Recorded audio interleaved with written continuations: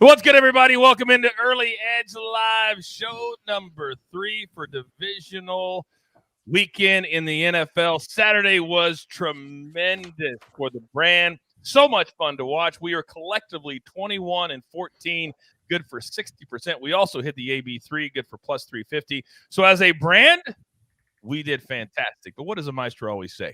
It's on to the next. So today, 2 more big games.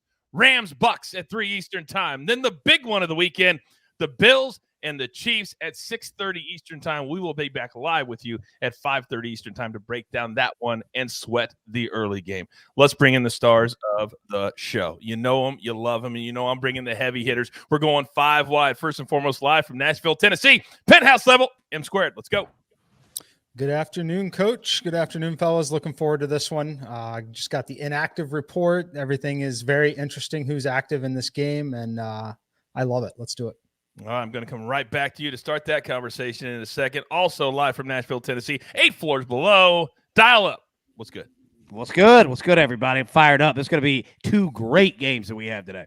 Can't wait. Can't wait. Live from parts unknown. Alex, good morning, sir. Hello, Coach. Good news, bad news. Good news is 4-0 on my SportsLine picks yesterday. Bad news is I lost another showdown to you, Coach. I want to tip the proverbial cap to you. Job well done. You are officially my foil. Well, I hate to point this out, but I didn't just win 1 from you. I won 2 from you. Francis, I don't feel good about the Francis Ngannou one. I don't. All he did was lay on him for 2 rounds, but I'll take it. But the tip of the cap right back. So much respect. All right, let's get into storylines that could affect the betting lines today. And Mikey, I'm coming right back to you because you talk about inactives. Today's all about who's playing and who isn't playing. Start the conversation, please. Well, as far as having the active status, Tampa Bay is a lot more healthy than we thought that they potentially could have been heading into this game. Both of the linemen, Wirfs and Jensen, are active. The center, and then obviously Wirfs, who I am a little skeptical on Wirfs being 100% in this game. He is active. I wonder, honestly, if it's a little bit of what we saw last night with Bakhtiari not playing for the Packers in a spot where we kind of thought that he maybe could give it a go again. Hey, Mikey, I got to interrupt you. Wirfs is inactive. Jensen is active. Jensen is active. Jensen is active. Wirfs is inactive. Is what I'm seeing right now. That makes more sense then. I thought I saw Wirfs was active as well. They were both active. My bad then. Okay. All good. Continue. We're straight now. Yeah. Murphy Bunting is active, which is big also for the Bucs. Yeah. Sorry, that's all I got. I'm digging into it because I've showed. You dig, Mikey, but I want to come to you, Maestro, while he's looking that up, because I saw an interview this morning with Bruce Arians, and he was talking about Jensen and how tough he is and how a lot of people thought the entire week he wouldn't play. Bruce Arians says he's going to be good to go. Yeah, Jensen is in. Josh Wells is the backup for Wirfs. Sean Murphy Bunting is in, and this is the Bucs' entire defense, actually, that has not really been on the field together since week 1. So I guess you could say overall that's good news. Andrew Whitworth inactive for the Rams. Noteboom, though, very solid backup. So those are the key guys. And Coach, you didn't say hi to me in the intro, but I'm not gonna obsess over it because I just saw you a couple hours ago. How do I do that? And you clearly, it's a complete oversight because it's not like I was trying to do something funny and trying to do something like my apologies. I think we're just so connected that sometimes I forget that I need to always introduce you. So my apologies. But let's get into it now because we talk about inactives. And let me come to you, AB, because Maestro just talked about all the different players that are so important. But here's the deal. We talk about the defense, and the biggest thing that Tom Brady does not like from a defense is what? Pressure on him, getting right after him, right? Yeah, and I think that, the Rams, not only their defensive front, if the Bucs were completely healthy, are a problem to deal with. And now you're talking about the right tackle Wirfs being out. Their center Jensen, yes, he's playing, but that doesn't mean that he's 100%, right? We saw against the Eagles, and all it takes is one play and he's out, and then you have problems. We haven't seen Tom Brady under pressure really since the Saints game about a month ago. And good Lord, he did not do well with that. But he does have Leonard Fournette back, so that will certainly help in terms of the short yardage kind of dump off passes. But look out. And little nugget that I'll give to you, and it's going to come into a play here in a minute. everybody's looking at, Aaron Donald and, all those guys that get sacks on the quarterback, whatever. Von Miller, he has a sack in 5 straight games. And what side is he coming on? Tristan Wirfs' side, who's not in the game. So, yeah, pay attention to that one for sure. All those people that said that trade wasn't a good one, I can't hear them anymore. They're nowhere to be found. Alex, what do you got for us? 2 other notable inactives for Tampa Bay is Cyril Grayson and Brashard Perryman, both wide receivers for Tampa Bay, are also inactive. Going to have an effect, obviously, on Tom Brady's pass catchers. I do believe that's going to condense the target tree a bit, which is why I like one of my props even more. All right, fantastic. Well, we're not going to waste any more time. We're going to get right into our best bets for this game. And then if you have a prop that you're looking at, that you're interested in, and we don't hit it within our best bets, go ahead and throw it into the chat for me right after each and every one of you hit the like button for me. It really helps the show. I'd appreciate it. And then we will discuss as many as we can within the time that we have. We will do the donkey. We will do the VJM, and that will be a full show for the early one. So, Mikey, let me come to you to start, because I know you are fired up for today, so I'm not going to waste any more time getting to you guys. Mikey, what do you got? Yeah, no plays in this game for me. I lean towards the Rams in the spot, but I do not have any bets in this game other than the donkey parlay. I'm an idiot. I saw your play, and I just didn't look at it. It's from the morning show. It's for the late game. Great start to the show for yours truly. How about we reset? My fault. All right, AB, let's start with you. What do you got? Yeah, you know what? We should always start with me, because you know what? We're going to get this thing fired up and right back on the tracks. First off, we're going Rams +3. And again, I'm joking. Don't ever start with me. It'd be a disaster. But we are going to go Rams +3. Look, again, we made this play earlier in the week. I believe that the Rams can neutralize both lines, the defensive line against the Bucs offensive line, and as well, you look at the Rams offensive line, I think that they can have success against the Bucs defensive front, because the Bucs pressure and blitz 38% of the time, second highest in the NFL.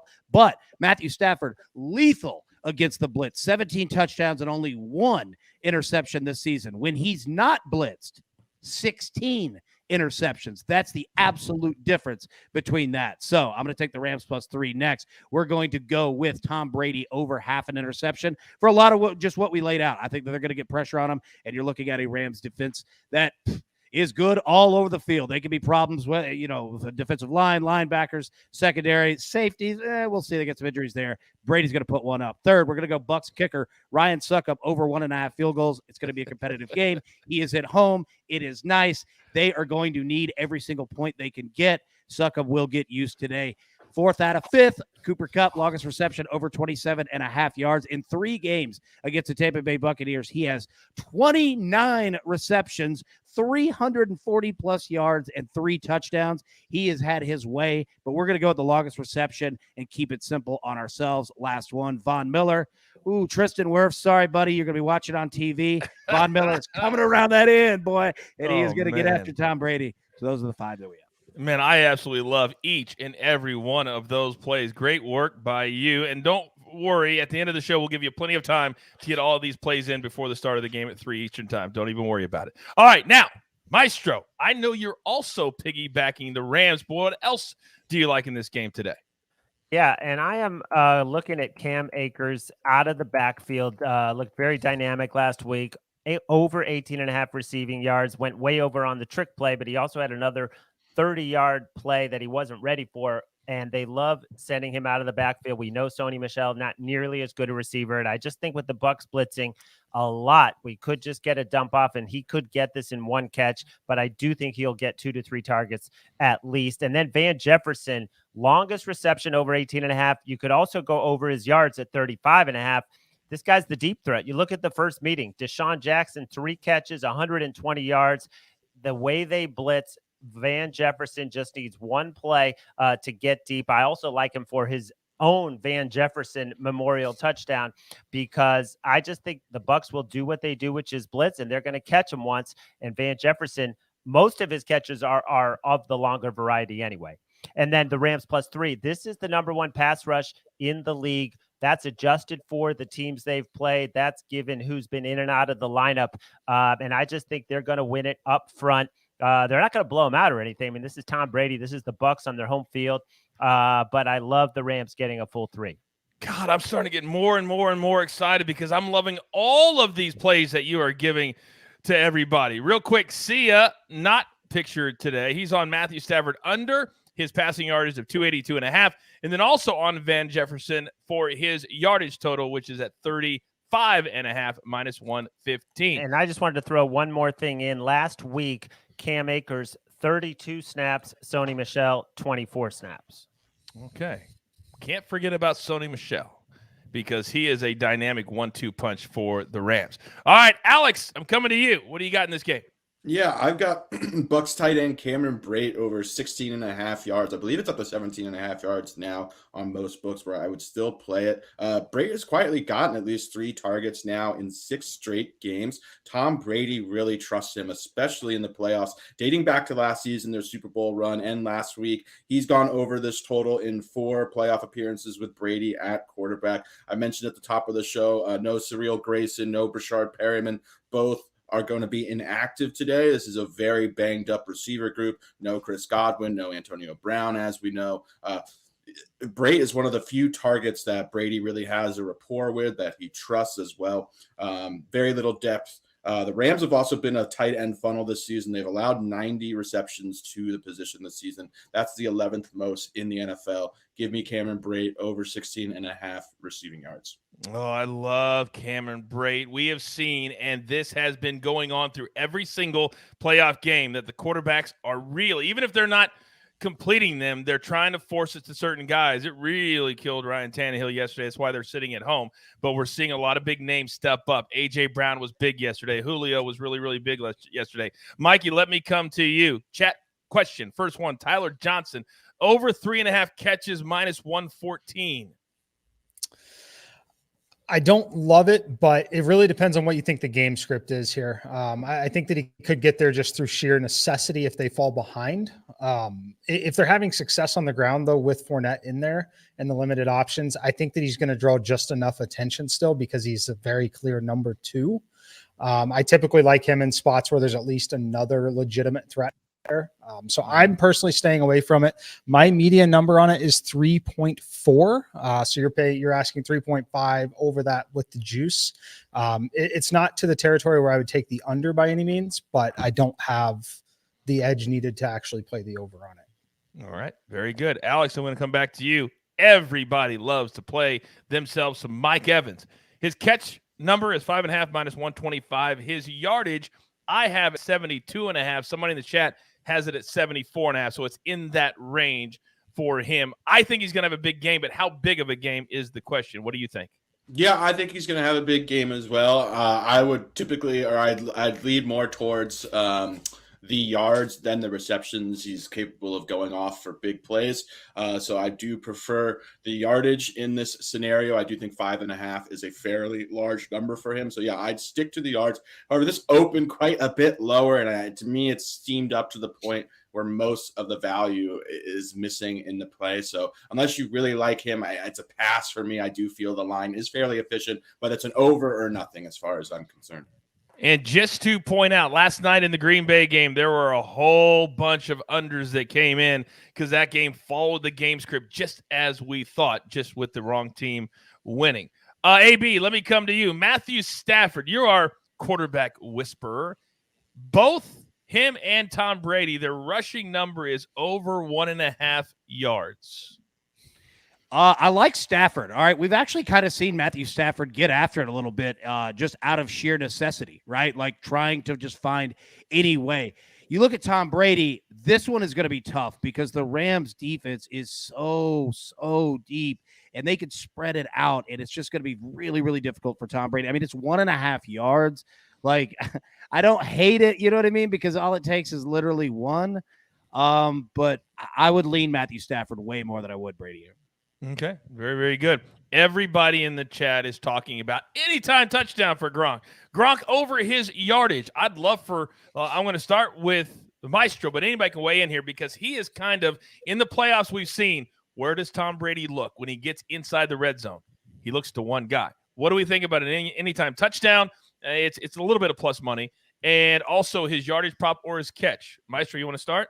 I've been looking hard at his yardage prop, but it's down from 68.5 now to 64.5 at most books. I just think his average depth of target is going to be pretty short in this game because I think he's going to chip a lot to help in terms of the protection. When he played the Rams the first time, he actually blocked more in that game than he normally does. You still got Brate and Howard as other tight ends that can go out and catch the ball. So I would, maybe lean over on catches, but I'm leaning under on yards, but down to 64.5. I'm not going to touch it right now. Okay. All right. It is kind of in that weird area that if he gets two of those big crossing patterns for 20 or 30 yards, it's very, very, very dicey. All right, Alex, let me come to you because a lot of people today, and we discussed it on the prop show, we discussed it on the preview show, OBJ. He's making himself a lot of cash, and he's also been a guy that Matthew Stafford has looked at when he gets inside the red zone. Last week, he scored the first touchdown for the Rams. What do we make of OBJ today? His catch number is 3.5, but it's juiced heavy, minus 162, and his yardage is right around 49.5, 50. Yeah, I personally like both. I think OBJ is determined to make a large impact in the playoffs. We saw last week, looked very good. Frankly, he's looked pretty good since joining the team. He looks explosive, looks motivated. He seems okay sharing the wealth with the other weapons on the Rams. So, yeah, I think that OBJ is going to continue to be involved. He has a very deep average depth of target, so he doesn't need a lot of volume to have big days, which is nice. You don't need an uptick in targets in order for him to go over these numbers. If he just kind of remains consistent with his floor, which is 5 to 6 targets per game, he's more than capable of going over. So, yeah, I'm fine with leaning over on both. Mikey, the lock of the day last night was the under in the Packers game. We heard the stat, we rode the stat, and we banged that under, and it was easy. What about the total in this game? It could be a blowout, but that's not something we saw yesterday. Yeah, so my simulation number on it is 48.9. So it's the first game and actually the only game of the entire weekend that I lean towards the over on. Simulation edge towards the under on every game except for this one. So 48.9, I would lean towards the over. I think we could get into a shootout here. I think we'll see some turnovers in this one as well that could potentially either lead to defensive scores or some very short fields for these teams. So I definitely not taking the under on this one in this spot. I lean towards the over, and this, like I said, it's the only game of the weekend that I could even consider playing the over on. Okay. AB, and then Alex, you piggyback. Yep. So just to kind of piggyback off M Squared, what he just said. Sean McVay and Bruce Arians have gone head-to-head 3 times. Over, over, over. There you go. Did want to mention really quickly, both starting safeties for the Rams, Taylor Rapp, Jordan Fuller, are missing this game. That is a further reason to back Cameron Brate, in my opinion. It also does give Gronk a little extra appeal as well. That's a lot of appeal. Not a little extra appeal, a lot of appeal. I love that nugget right there. All right, by the way, because you guys, I know it's a Sunday morning. I know we're getting a little bit of a slow start, but we've got to be active in the chat. You know we don't just give out the VJM. We don't just play the donkey unless you earn it. 400 likes I need for the donkey to be given out in just a couple of minutes, but also we need to get 500 likes. We got plenty of people watching right now. Hit that like button for me, and we'll do the donkey if we get to 500 likes, but I need you to pound it right now for me. Now, AB, I'm coming right back to you because you also love team totals. That's kind of your thing. Tampa is sitting at 25. Any nuggets to help out the people at home? Yeah, when Tom Brady's in the playoffs, they score 30-plus points. Over and over and over and over and over and over. That's just what he does with the Bucs. Look it up. I believe it's every single time.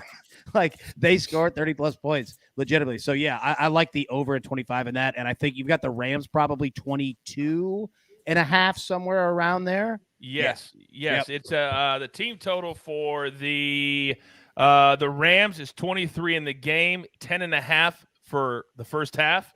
20. The Bucs now are up to 26 actually, minus 106, 13 for the first half. Yeah, I like both team totals over. I do too. Well, that would mean the game would then go over. Yep. Okay. Interesting. Maestro, you've got a weird look on your face over there. What are you checking out? I just wanted to chime in about how many points we're talking about team totals. You know, the Bucs have faced the second easiest schedule in the league, but in terms of pass offenses, they have faced the easiest schedule. They haven't faced a lot of really great quarterbacks. So I'm just expecting, you know, Stafford to have a big day. I'm leaning over on his yards. I'm leaning over on some of the receivers. And I don't think they have gone run heavy the last few weeks. And we know Sean McVay likes to do that. But in the matchups with the Bucs, he's been super pass heavy. And I think it's going to be more pass heavy than we think today. I think the Bucs, you know, run defense will hold up pretty well. And that it's going to be a big air day for Matthew Stafford. That's a great segue into coming back to Alex, because your favorite player on the Rams offense is who, Alex? Tyler Higbee? Tyler Higbee. We haven't even mentioned his name. Yesterday, we didn't talk about Tyler Boyd. Today, we haven't talked about Tyler Higbee, who has been really, really active lately. His number, 4.5 plus money, plus 114, and his yardage is 42.5 minus 131, Alex. Yeah, so I have been riding Higbee the last few weeks. He has sort of asserted himself as the second option in the passing game. We've seen him much more involved recently after kind of like a midseason lull. He's on the field as much as almost any offensive player in the NFL. This guy runs a route pretty much on every single Stafford drop back. That being said, I am at the point where I believe his numbers are inflated. I'd actually look at his unders in this matchup. I do think the 4.5 number is quite large, and I do think the yardage is fairly efficient. So, yeah, I'd actually lean under on him today. I think Alex is stinging because Alex missed a prop because Higbee dropped one literally right in his hands last playoff game. Should have gone over 3.5 catches. Isn't it amazing how much those things stay with us? We can be 2-3 weeks away. Oh, that one catch on the 40 that would have got him to 52 yards. I get it. I completely get it. All right, let's continue to smash that like button. Now let's go to the other side of the field. And another name that has been active than inactive. But when he's been active 2-3 games ago, Mikey, the first 4 catches of the game went to Leonard Fournette. So what do we think his mojo or usage is going to be today? I mean, I think he's going to feel it out. So he's going to go out there and try and play. As far as the receiving number, my number is 29 on it. As far as the yardage, looks like I have a slight leans on the over on his rushing yards too. I have him at 51, but that's just assuming that he's going to go out there and play. I am very interested to see how much Gio Bernard mixes in the passing game with the receivers really kind of banged up, if they change the way that they're going to play, having to get rid of the ball a little quicker against his pass rush as well. So I'm certainly not taking unders on Leonard Fournette, even though there obviously is some pretty major injury risk. And he's talked about still feeling things when he gets up to speed with the hamstring. But it's over leans or nothing for me. I would do them individually, though. I'm not playing the combo. I would pick one of the two that you like. I would probably lean more towards the receiving right now than the rushing, just expecting that to be the game plan for them. So if I had to play one of these, it would, at the current numbers, it would be over 27.5 on the receiving. Okay. Maestro, you're kind of bullish on Bernard, right? Yeah, but there are no props up that I've seen. I'm looking right now. I have FanDuel, MGM, Caesars, and DraftKings open, and nobody has Bernard props. Wow. Yeah. Wow. Disappointing. Okay. I mentioned that how we let bad beats linger with us. Maiden Focus says, I'm still mad about American Pharaoh. I mean, that's been a minute. That has been a minute. All right, we're really, really close to getting to the 400 likes that we need to do our VJM that we have been hitting more often than not. Yesterday was all chalk on the first touchdowns. That was no fun. So we will do the VJM as soon as we get to 400. I need 500 before we give out the donkey. I hate to put Mikey's hard work to waste, but hey, rules are rules. Real quick, Claude. I hate to interrupt the flow. No, Julia, please. I think you got it backwards. Donkey at 400, VJM at 500. That is all my fault. All right, so say that again. Well, Donkey? I mean, we just hit 400 likes. So All that's the donkey parlay right there. Okay, so let's do it right now. I've gotten all the numbers. We don't force anything here on the show. Oh, Jeweler, it's so good to have you back, by the way. Yesterday, for people who didn't see the shows, it was the weakest showdown music that we've ever had, courtesy of that big smiling face in the lower right-hand corner on your screen. It was embarrassing. It was, Coach. It was embarrassing, right? Like I went back and looked. Yeah, I mean, it sounded like I was playing it on like a Walkman or something, like trying to get it on the show. It was bad. You're trying to find your VHS VCR to put it in and play it on video. It's terrible, just terrible. All right, Mikey, the floor is yours. What are we playing today? Oh, this looks awesome. Talk to me. All right. So, yeah, coming off the plus 425 winner last night, we're going plus 600 on this game. Rams plus 10.5, Bucks plus 4.5, over 38.5 total points in the game, under 58.5 total points in the game. Cooper Kupp under 124.5 receiving yards. Leonard Fournette over 9.5 receiving yards. Leonard Fournette over 34.5 rushing yards. Only other comment I'll make on it, if you don't feel comfortable trying to middle the totals between 38.5 and 58.5, feel free to drop off one of those if you don't like to try and middle that. And Mikey, I wasn't really paying attention when you started. You said we did hit this last night, correct? Yes, we hit the plus 425 last night. We lost the plus 700 on the Bengals game by the 38.5 total is what we needed in that. We hit every other piece of it, but the 38.5. We needed a touchdown on the final drive to win that one. And if you would have told me which one of these do you think has the best chance of hitting, I would have said it would have been the 38. That's why we call it parlay. I absolutely love it. All right, don't worry. We will go over this one more time. Jeweler, are we to 500 likes yet? Where are we at right now? We're sitting right at 450. 450. All right, I need 50 more likes in the next 3 minutes. And there's many of you out there right now that haven't hit the like button. Take the chat down, hit the like button, put the chat back up, and you're good to go. So while I'm waiting, do you boys know that our guy Chad has been calling me out? He's been trying to goad me into a showdown live here on the show. Apparently, Kelsey embarrassing him wasn't enough. Apparently, me embarrassing and everybody else in the chat wasn't enough. Chad wants to step up. So guess what? Today is his day. I'm taking the Rams plus the 3. He's taking the Bucks minus the 3. $100 to the charity of the winner's choice. Game later, this is for charity. After checking the models and RJ's blessing, Jeweler, hit the music. It's gonna be a showdown. My poor Chad, there are levels to this game, my friend, and you are about to experience the power that is the coach and my flock who follow me in showdowns, which there are very, very few.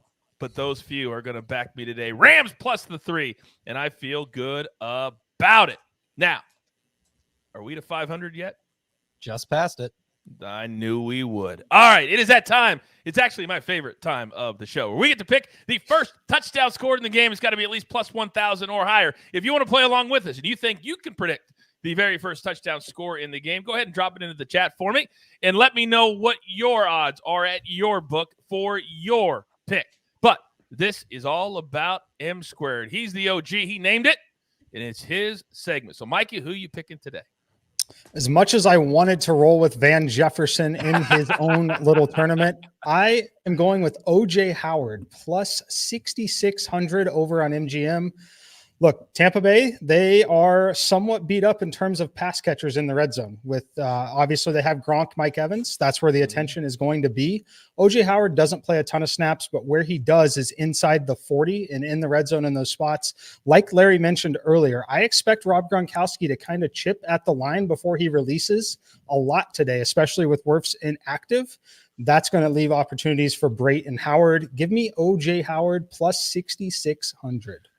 Mikey is a true gambler in every sense of the word. We say plus 1,000. He always goes straight to plus 6,000. How can I not only win, but win in style? And I respect that a lot.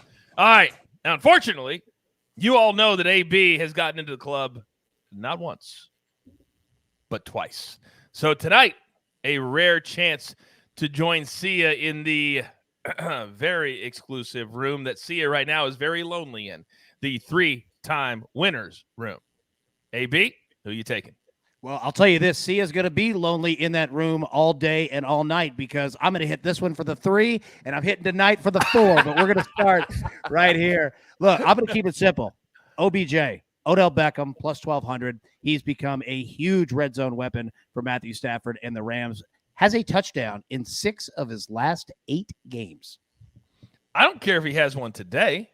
I just don't want it to be the first one. All right. Now, Maestro, we had a very, very delicate dance yesterday on this without you, but it just feels right that you're back with us today. So who are you picking today?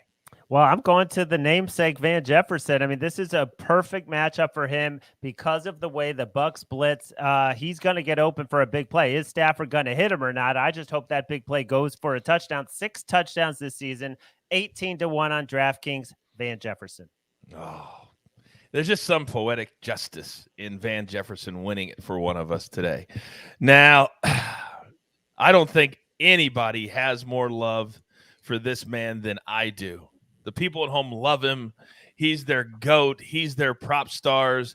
But yet, as we all go to the season-ending party at the club and we all get in our plus ones or we all get in, and then they look at his ID and they go, we think we saw you allowed in the club, but we're really not sure. So you have any other proof? And today could be that proof. Alex, what do you like? I hope so, Coach. Yeah.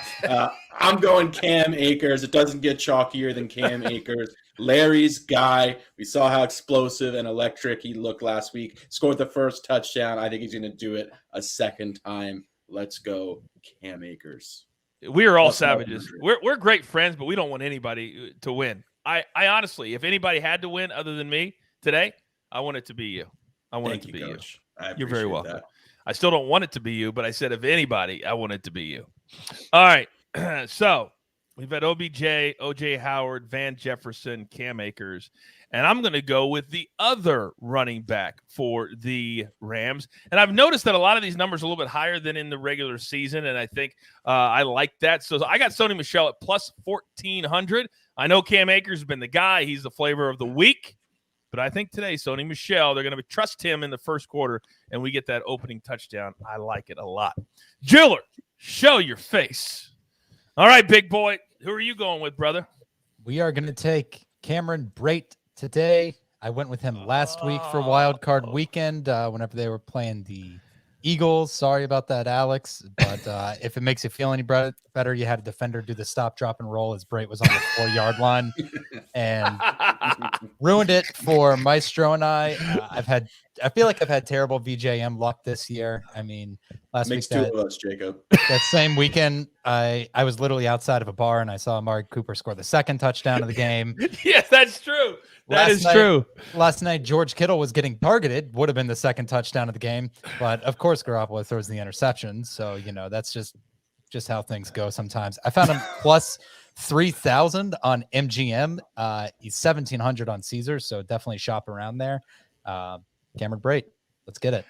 By the way, you mentioned George Kittle last night. And, Maestro, we thought about you because you had the over 48.5. And the pass that he dropped was minimum 30 yards, and it could have been to the house. Yeah. You would have. He got there. He got there, but it was a lot long. It took a lot longer than it should have. Yeah. Yeah, no doubt. It was that last quarter helped out a lot of people that had 49ers props, no doubt about it.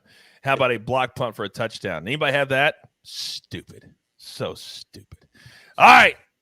We have just about reached that time where we have to give you all a chance to get all of these plays in. But we need to give you the donkey one more time, and then we are going to say goodbye and give you plenty of time. Game starts at the top of the hour. Don't forget, we're going to sweat the end of this game together live on the show at 5:30 Eastern time.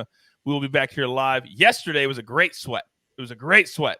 Hopefully we can have more of the same fun today. Mikey, give me the donkey one more time, please. LA Rams plus 10.5 alt spread. Tampa Bay Buccaneers plus 4.5. Over 38.5 total points. Under 58.5 total points. Cooper Kupp under 124.5 receiving yards. Leonard Fournette over 9.5 receiving yards. Leonard Fournette over 34.5 rushing yards. Plus 600. All right. Leave it up there for a second. Let it soak in. I feel like I need to handle. Hey, Jeweler, I need you to come on camera one more time, please, because I have a real issue that just came up, and I've got to address it with you. Now, I love your nickname being the Jeweler. I think we all do, right? But Kelsey in the chat may have. I just saw that one. May have just given you a new nickname. She says, Jeweler, my Twinkie. We outside that club together, but we're getting in today. Let's go. Cameron Brait. Oh, my brother. My brother.